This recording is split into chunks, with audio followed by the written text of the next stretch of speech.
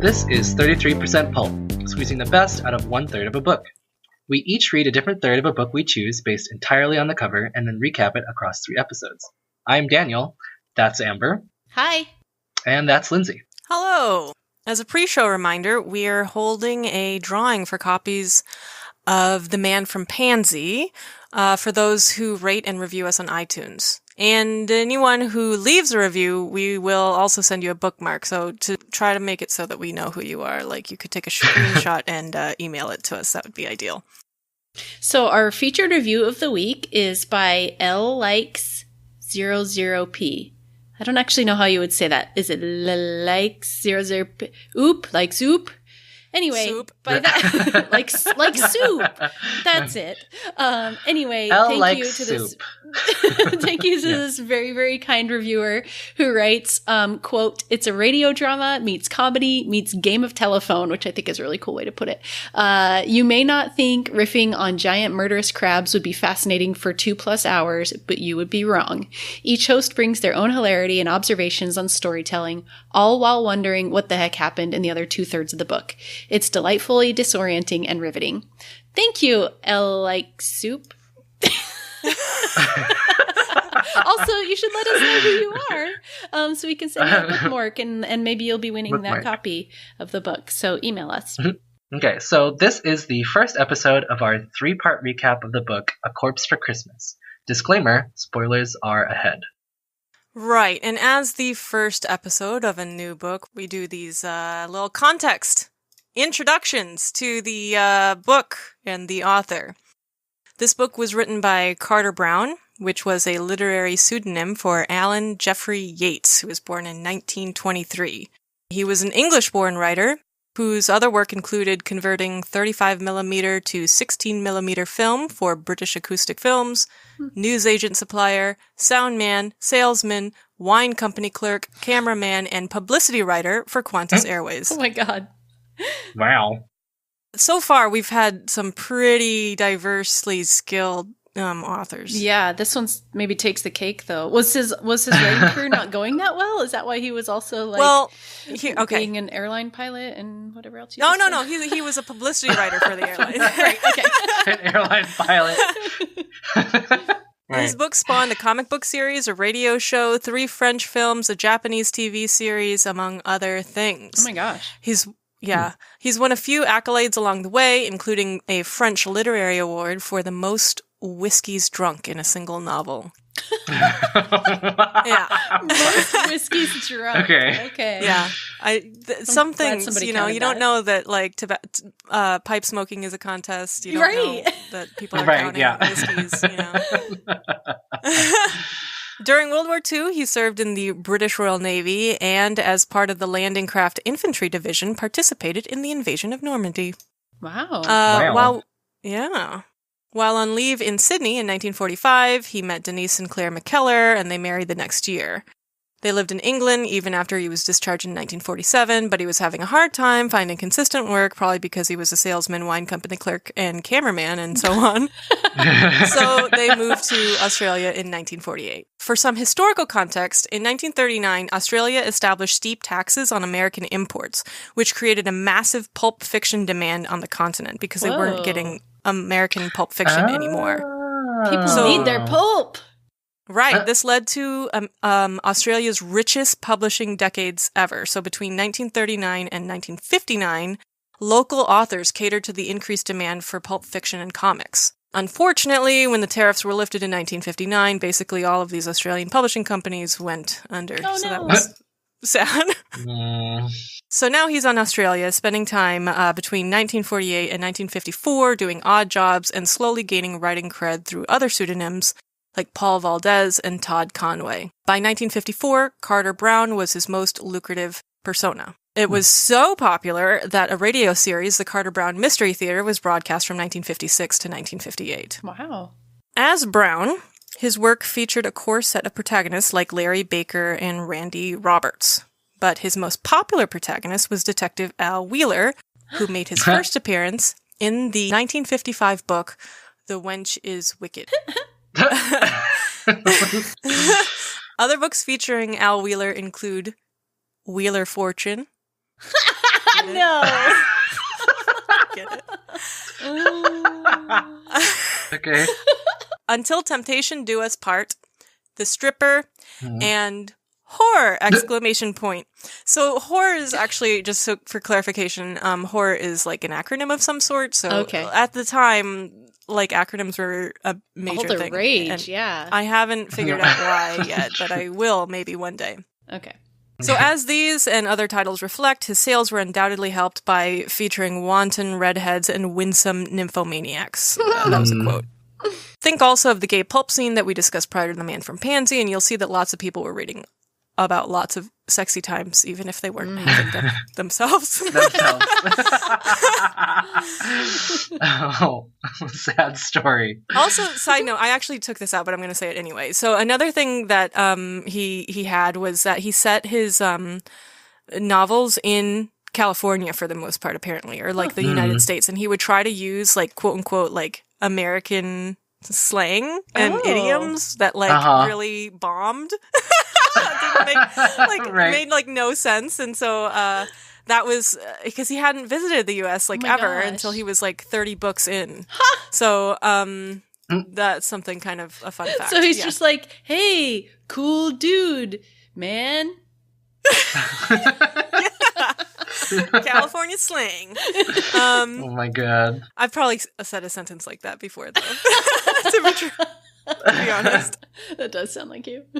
Okay, so it's hard to overstate how massive this guy was in terms of both the pulp genre and Australian fiction. Amber or Daniel, do either of you want to guess how often he was producing a new book by 1955? Oh my gosh. How often did he churn out a new book?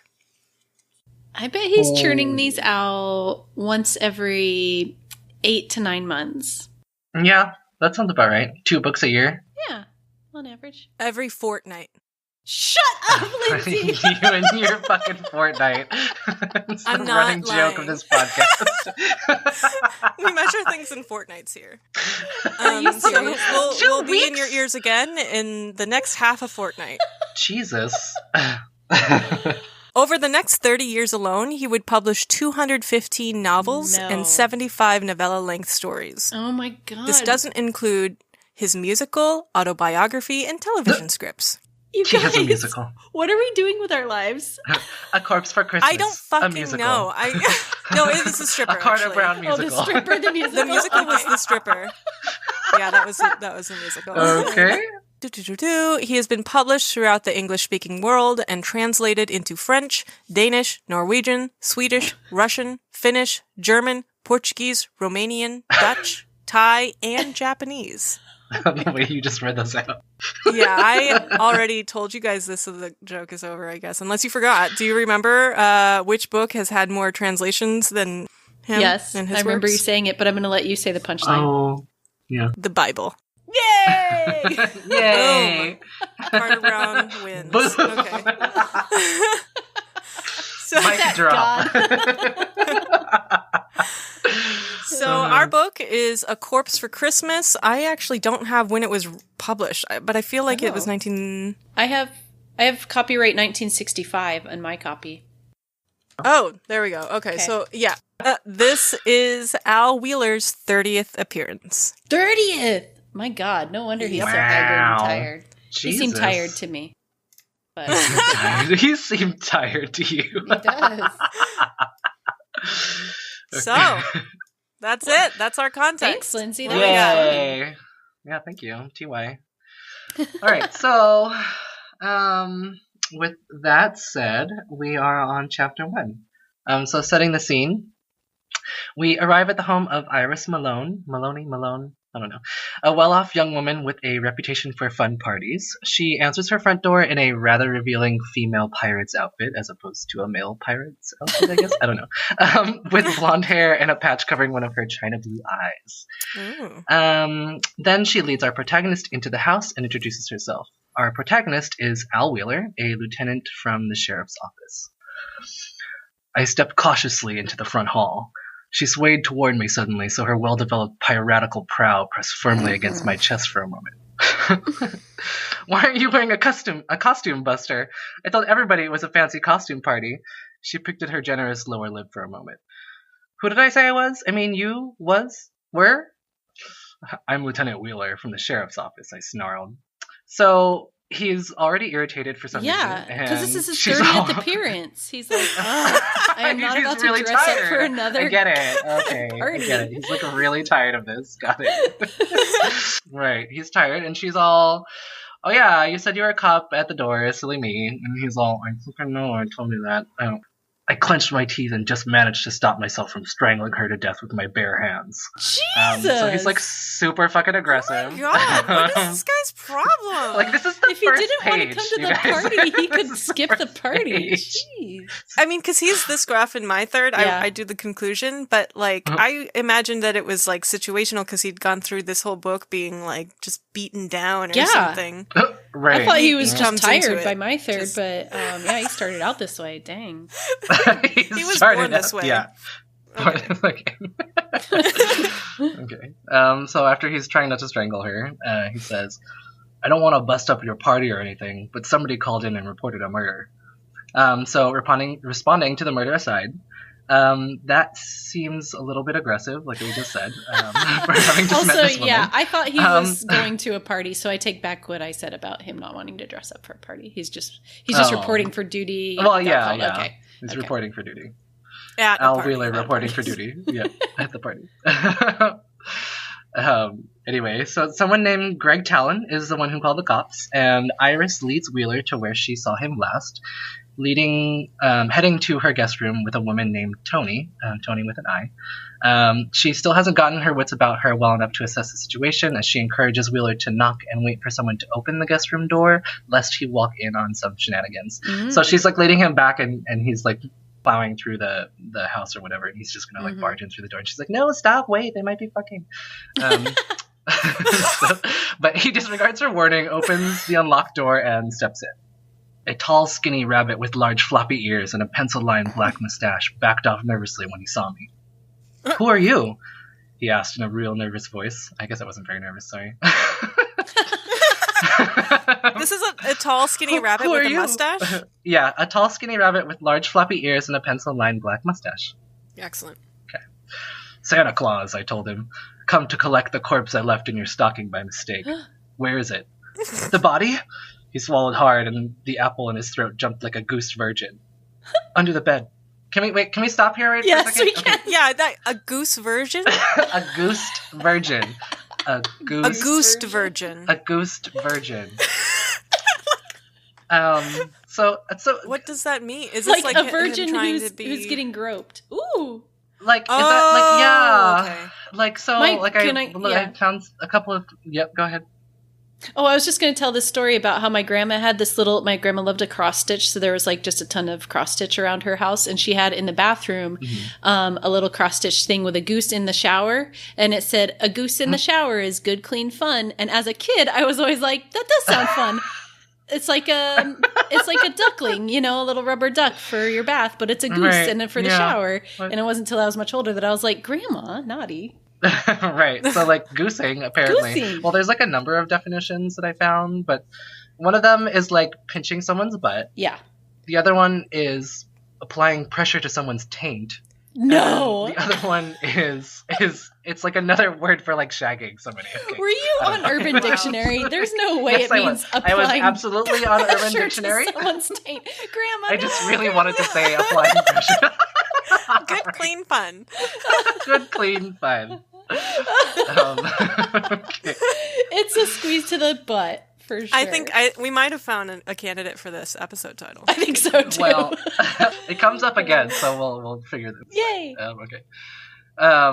So Wheeler checks out underneath the bed, or he checks out the bed. It's a mess, so clearly something has happened on top of it.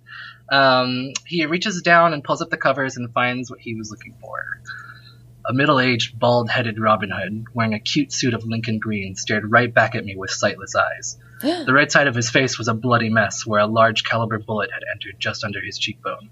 A livid He's scar. under the bed? The body is under the bed. Sorry, I don't know why I asked.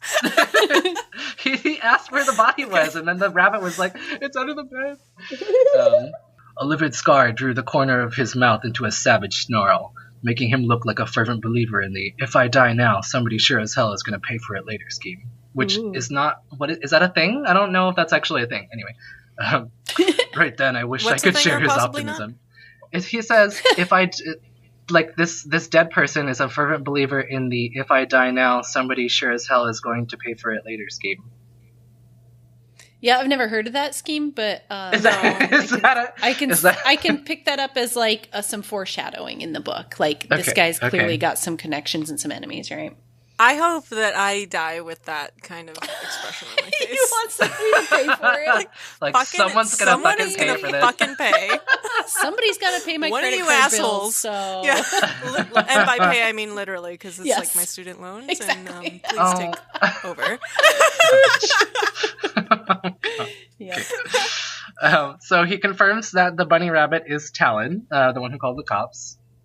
He calls for Homicide to come and check out the crime scene, then asks Talon where Tony is. The rabbit is hesitant at first, unsure what to say as he looks around the room and the disheveled bed. "What you and Tony were doing in here is your business," I said, "but murder is my business." So that's Wheeler. So Talon tells Wheeler he and Tony went to the guest room about 10:15, but they didn't see the body at first because they were busy playing a quote-unquote chasing game, which I can only assume is some kind of kinky play where a man in a rabbit suit chases you around a room. Anyway, as they're playing... Chase the goose. And then they gently touch Tate's. So as they're playing and she's running around, they're both running around the room. Tony rolls under the bed to get away, and that's when she came across the body. So that's definitely not sexy. Here we find out that Tony is Tony Carroll, I think. And the body belongs to none other than Dean Carroll, her husband. Yeah. Iris then slides into the room apprehensively, but relaxes when she realizes the body is under the bed. A sudden blast of frenetic jazz beat down on my eardrums. "You'd better go turn that off," I told her. "The party's over, but none of the guests get to go home yet." So Wheeler makes to walk Talon out to the rest of the partygoers when Talon stops him, so before they leave the room. "Wait a minute, Lieutenant." His mustache writhed anxiously.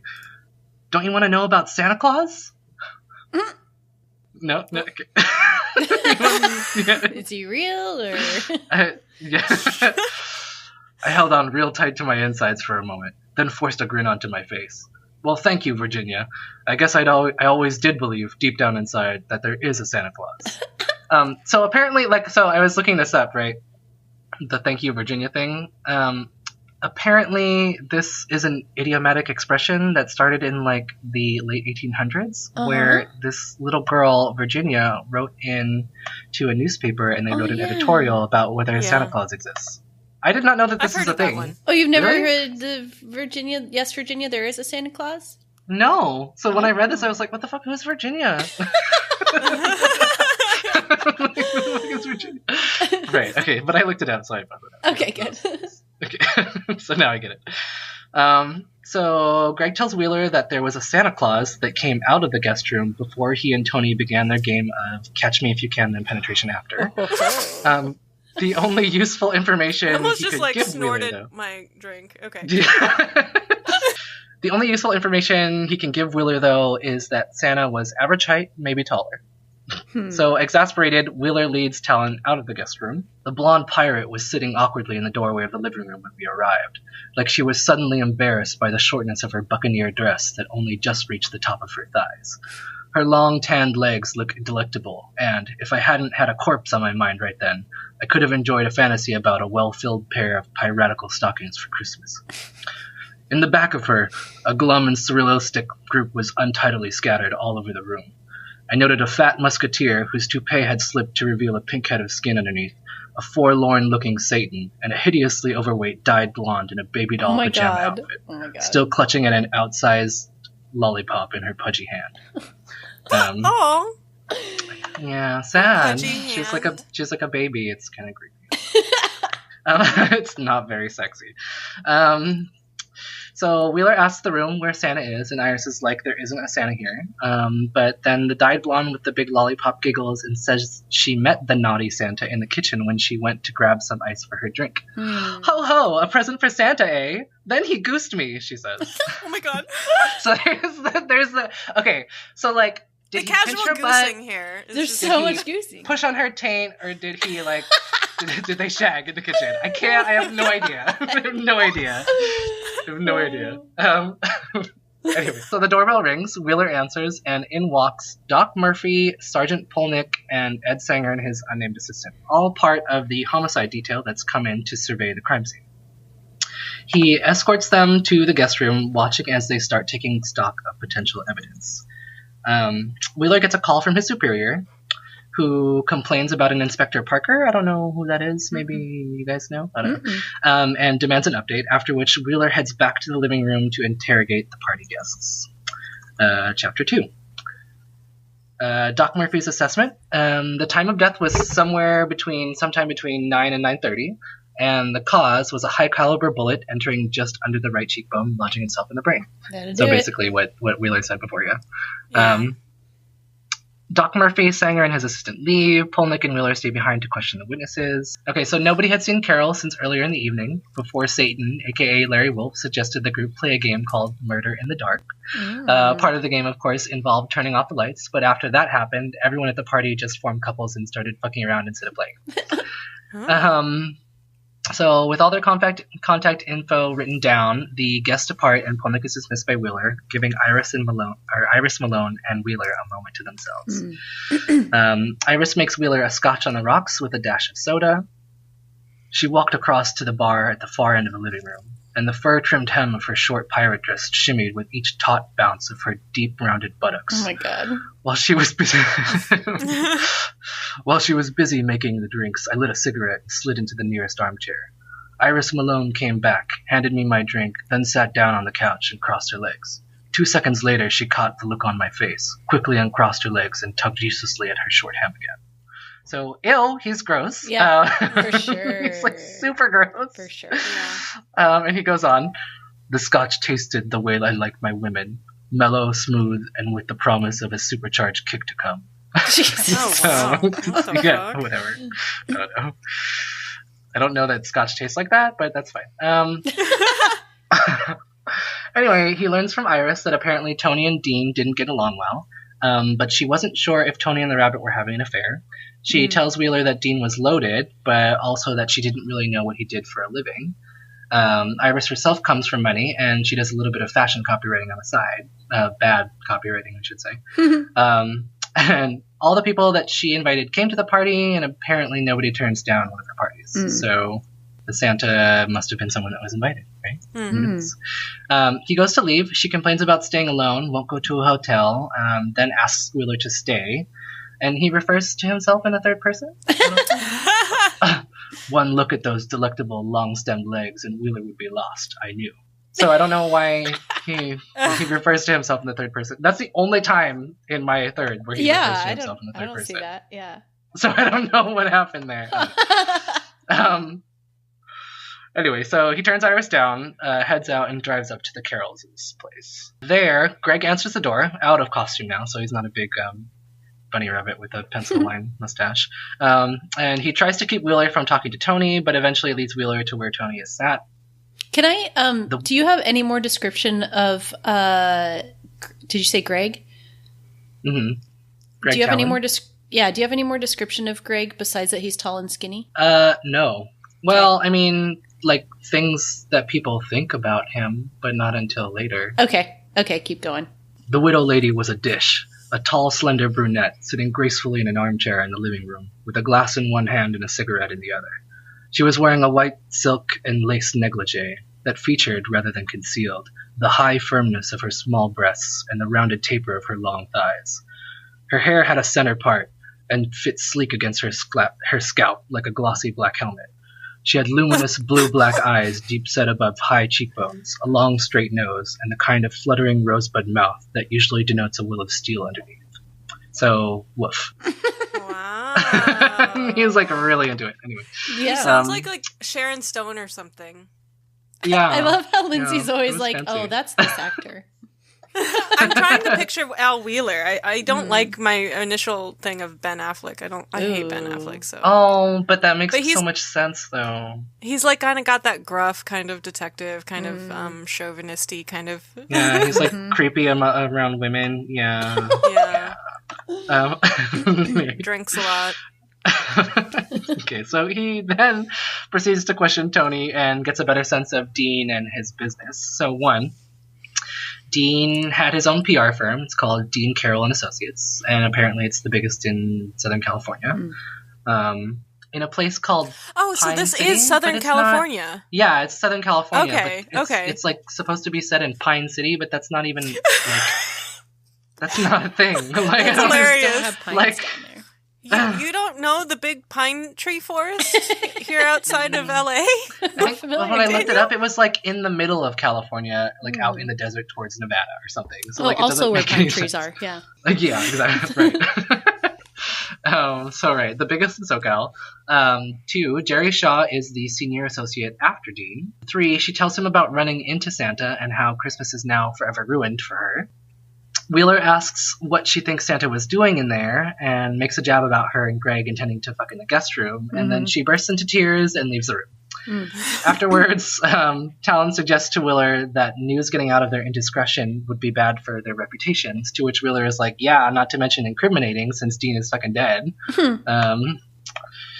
Wheeler then asks Talon how well he knows the overweight blonde, the one with the oversized lollipop, and we find out that her name is Janice Iverson. You know Janice. Okay. I Talon, know Janice. You know Janice. Okay. Talon tells him they're only acquaintances, to which Wheeler replies that she's also now their only alibi. Because she saw the Santa. Okay, so chapter 3. Wheeler heads to Dean Carroll and Associates, where Jerry Shaw is already expecting him. Jerry Shaw is about 35, blonde, blue eyes, tall and athletic, with well-manicured hands, and what Wheeler assesses to be the voice and skills of a talented actor, which is to say that Wheeler doesn't exactly trust him.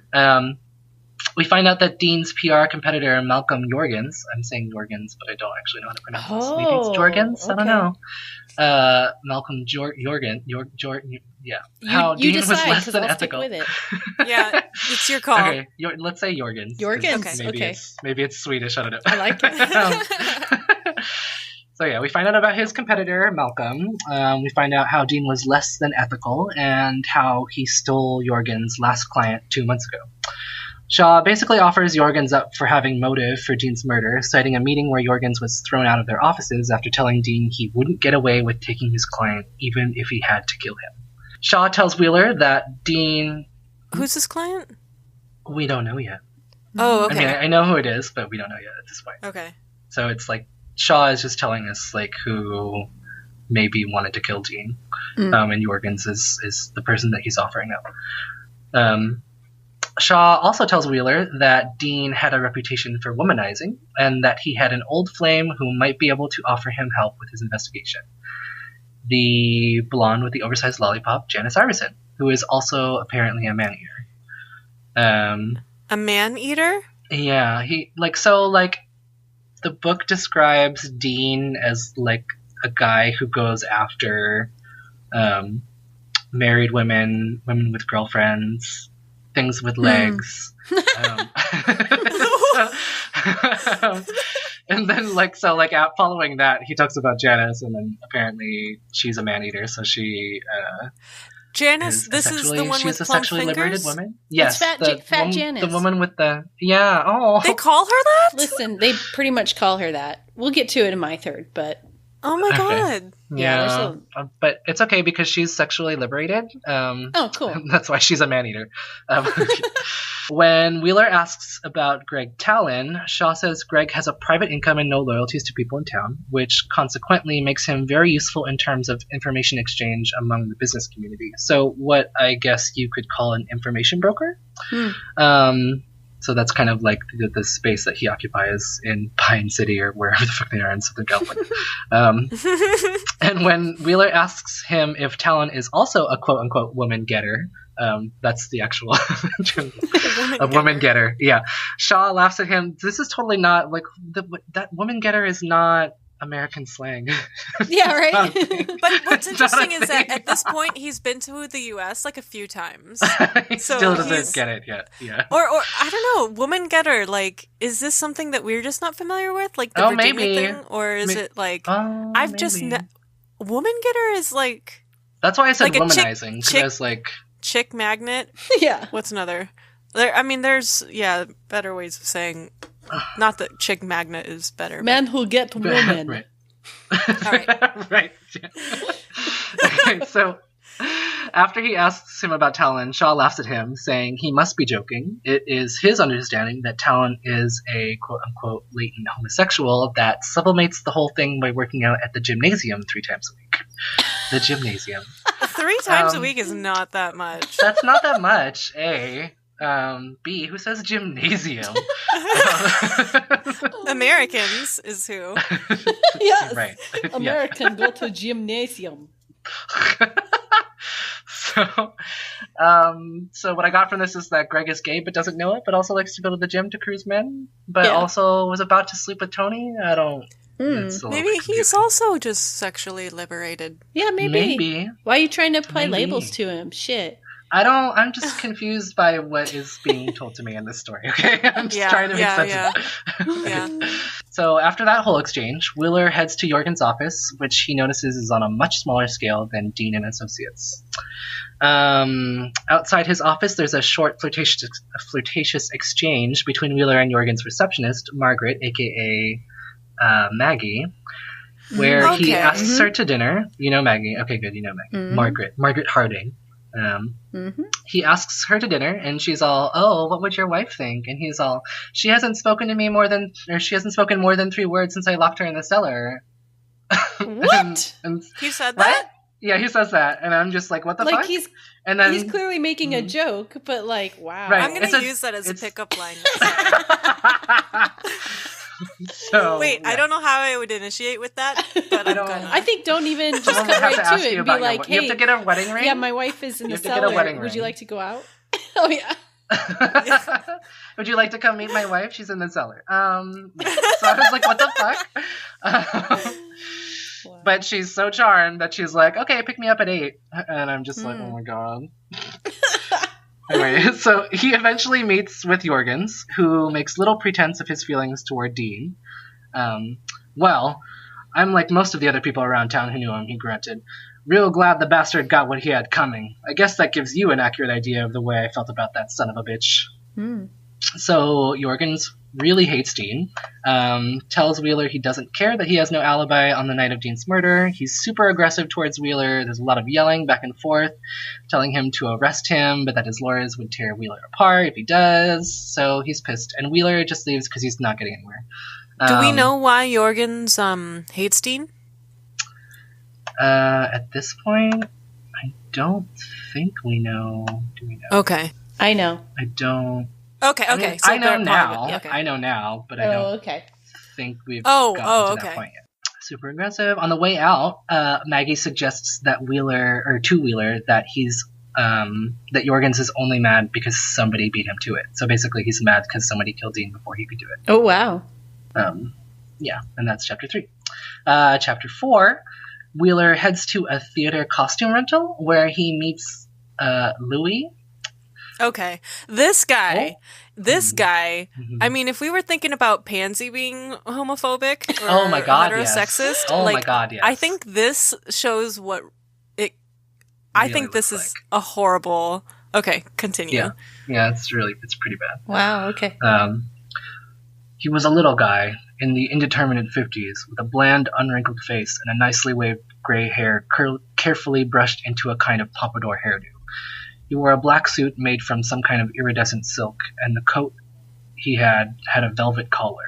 His shirt was shocking pink, and a pearl stick pin held his wide gray cravat. Cravat. It says cravat. I had to look that up because I was like, what the fuck is a cravat? But it's like apparently when you there's a gently pin touch holding the it in place. taint. No. It's like a it's like it's like you have like a blazer on and then there's like this tuft. Oh, I know what a cravat cravat is. out. Yeah. I didn't know what it was until I looked it up. I was like, what the fuck? And even here, so like Lindsay, you were saying, like even here, I was thinking like of how gays are being portrayed in these books thus far.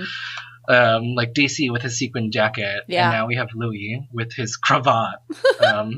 I would still defend I would defend Pansy at this point, yeah, because at least in Man from Pansy there was a little bit more variety, like the sweaty men in their sweatshirts. This guy is just a horrible character. Right?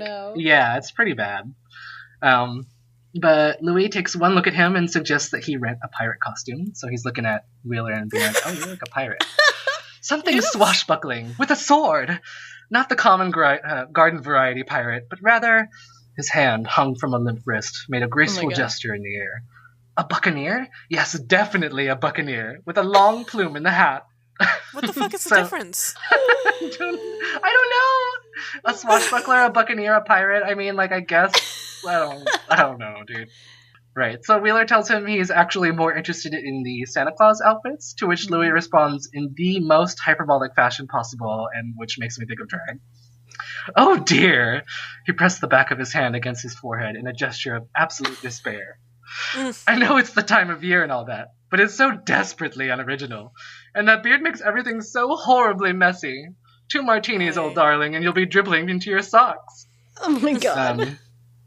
Yeah, so like he is the most flamiest of flaming in this book. This is the representation we get. Wait, so then do you see him in the future then? Okay. I see him in the future. Interesting. Okay. I see you in the future too. What about me, Lindsay? Do you see me? I see future everyone. Yeah. It's good. Oh, yay! It's good? Okay. I needed to hear that. Thank you. Yeah, me too. Wheeler eventually shows him his badge. Louis initially thinks it's fake, but Wheeler corrects him. Then Louis, for some reason, calls himself a silly old fumblemore. Fumblemore. Which is like, wait, why the fuck are you calling yourself a fumblemore right now? Like, why? Who says that? Nobody. Who self-identifies as a fumblemore? Oh, I'm such a silly old fumblemore. Like, no one says that. Wait, to clarify, we're still doing the replacing the. Yeah, fumblemore is not the word. Fumblemore is definitely not the word. I'm like Googling fumblemore. I'm like, an old man and a wizard?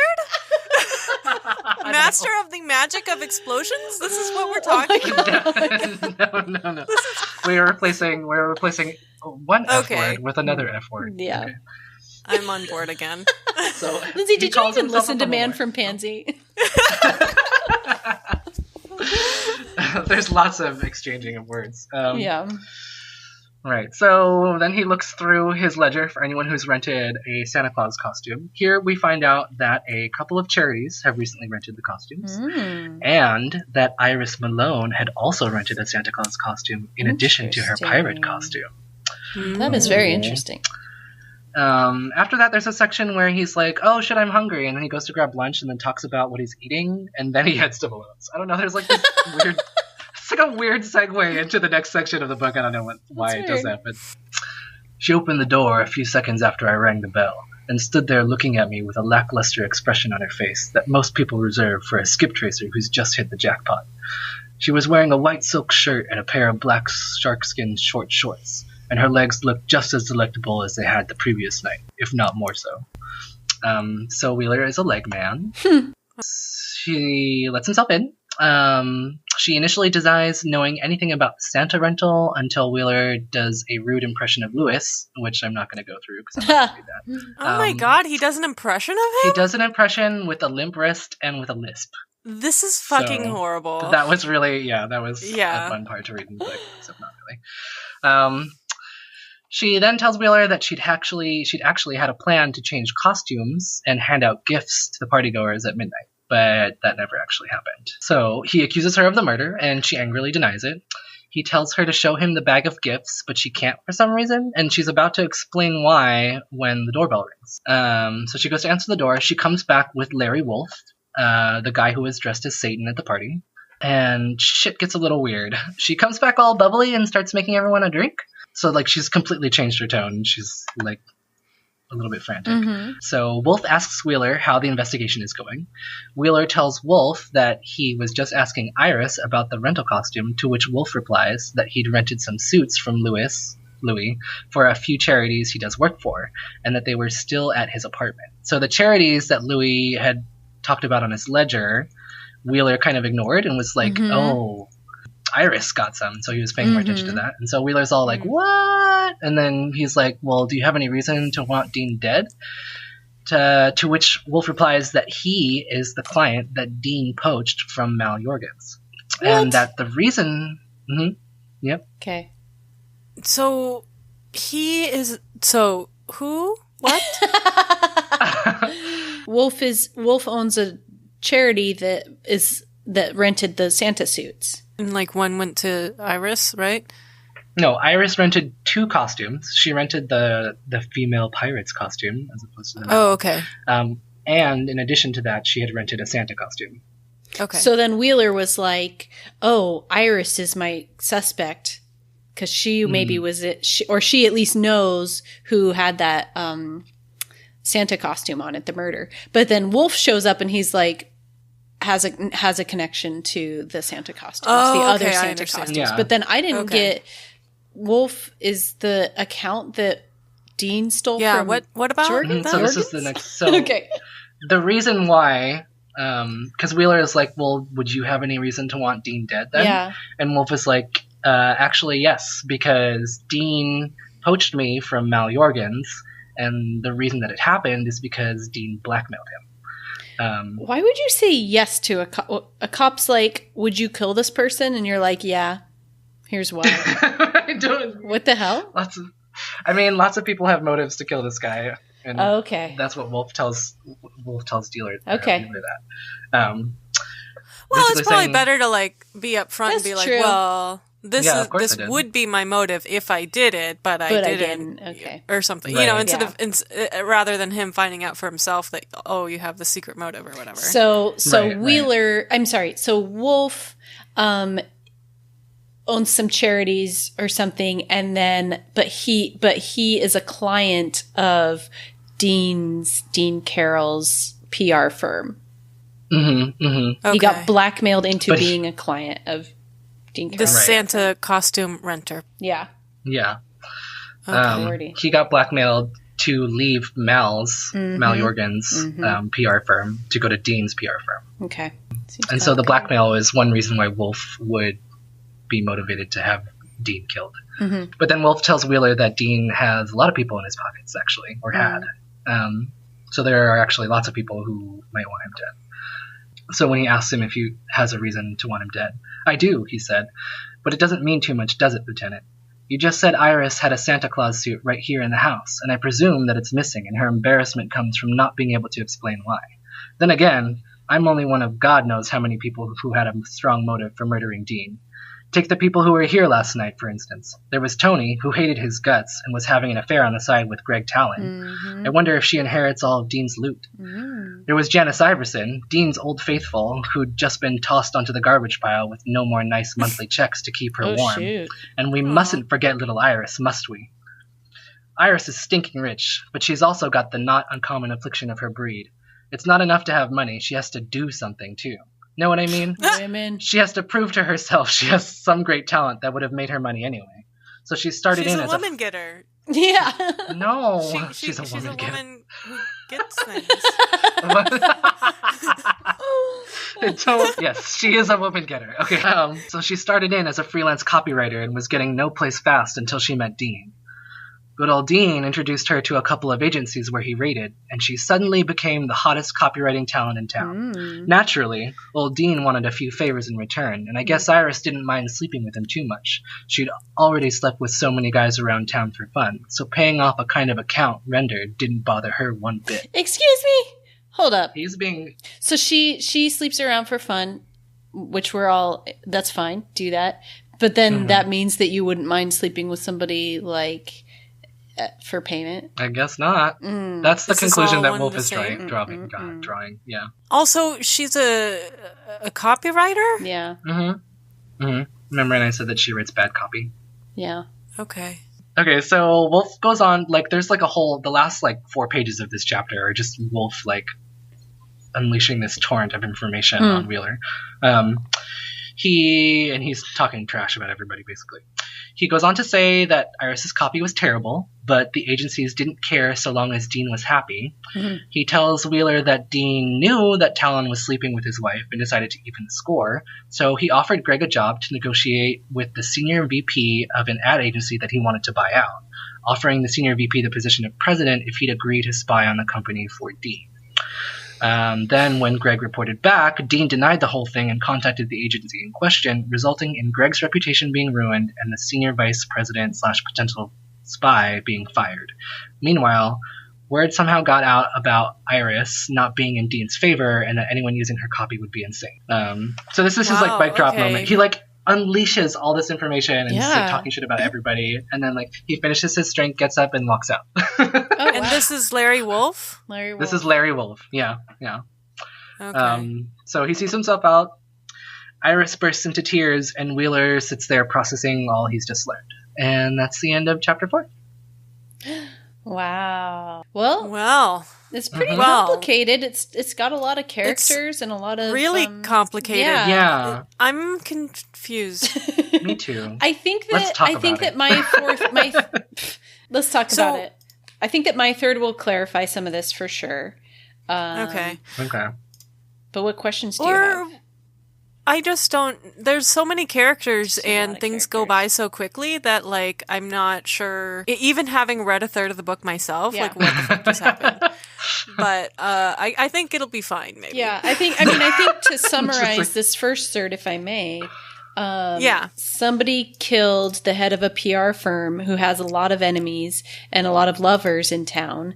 And our hero, Al Wheeler, is just starting to get to the bottom of it, but really not anywhere close, because it sounds like there are any number of potential suspects and potential motives, and you know, meanwhile he's just trying to look at some legs and some butts.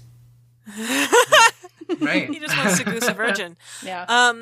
All right, Daniel, what predictions do you have? Predictions. Gosh, I don't even know. Like, who the fuck killed this guy? That is the question. Maybe it's... if you had to guess, who would you guess? Maybe Shaw. Well, I mean, like, it presents all of these fucking things that could be red herrings. Yeah. So, like, one of the things is, like, it could be Shaw, right? So, the senior associate that comes after Dean. So, presumably, if Dean is out of the picture, then Shaw gets hold of the PR company, which is supposed to be, like, the biggest in Southern California. So, he has motive there. Who else? I mean, Tony, his wife, has motive because if he dies, then she can get his money, maybe. And he was having affairs, so... Yeah, like, he was sleeping around, she was sleeping around. Right. But he was the only one that was going to do something about it, I guess. I don't know. Yeah. Then we have Iris, who is loaded, who doesn't actually need money and doesn't need to be a copywriter, but... So I don't think it's Iris. Because she has, like... Her motivation is weak at best. Except that he, like, at the end, it sounded like he let the whole city know, don't hire Iris, right? Is that what you said? Yeah. I mean, like, well, but she doesn't need the money, though, is what I'm saying. Yeah, she could just go off and do whatever. Iris like, Malone. She's only doing it for the sake of doing something. Okay. According to Wheeler. Yeah. All right. You know what I found I don't know. Reading my third? The author goes back and forth between using people's first names and last names. So I thought I had twice as many characters in here. Oh. And then he would, like, at some point, you know, use their first and last name together. And I'd be like, oh, Iris Malone. Iris and Malone are the same person. So I got that too. Okay. I had to make a whole character list. Oh, I might actually... in the show notes, like, have, like, a character list. That would be helpful. That might be useful. I'm going to definitely, for my third, say people's first and last names if I can remember to. Like Cliff Davenport. Pat Benson. Alrighty. Well, Amber's third, in which she will read all of the names in full, will be next week for you and about 5 minutes for us. Yeah. She's going to recap the middle part. Cool. Very good. Then we're also holding a drawing for one of our copies. I said also, but you heard this at the beginning. So reminder, we're holding a copy We're holding a copy for one of our drawings. Or shit, now you guys have to draw things. We are going to draw the shit out of us. As soon as we're done recording, I'm going to start drawing things. Probably some crabs. We're going to hold a drawing for one of the copies of our last book, The Man from Pansy by Don Rico. If you like exploding boobs and zero gay sex, The Man from Pansy. Oh my God, you're right. Well, except for the What? porn that they watched. Oh, that's right. Well, there's a little bit for you. There's also the things behind behind the doors. Yep, you're right. Yeah. You're right. Anyway, you can win that book. All you have to do is leave us an iTunes review. Also, I just want to throw in here, by the time this comes out, it will be less than a week until my birthday, and all I want for my birthday is an iTunes review. Oh, thank you. So leave us Give a review. Her an iTunes review. What? Review. Yeah. I said review, but I meant review. She wants a review. And a drawing from me. A drawing of a crab. Draw her fucking pictures. Leave a review. You know.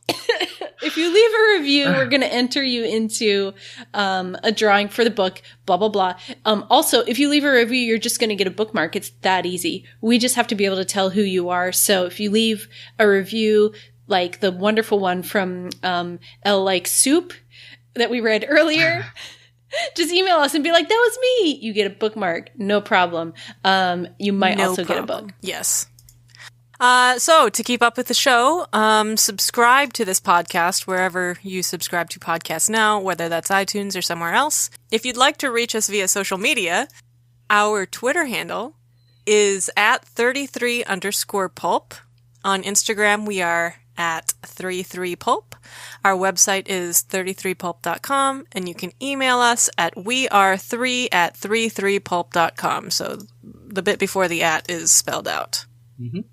So this is Daniel signing off for Lindsay and Amber. We're 33% pulp, and you're 100% good, clean fun. Bye! Bye!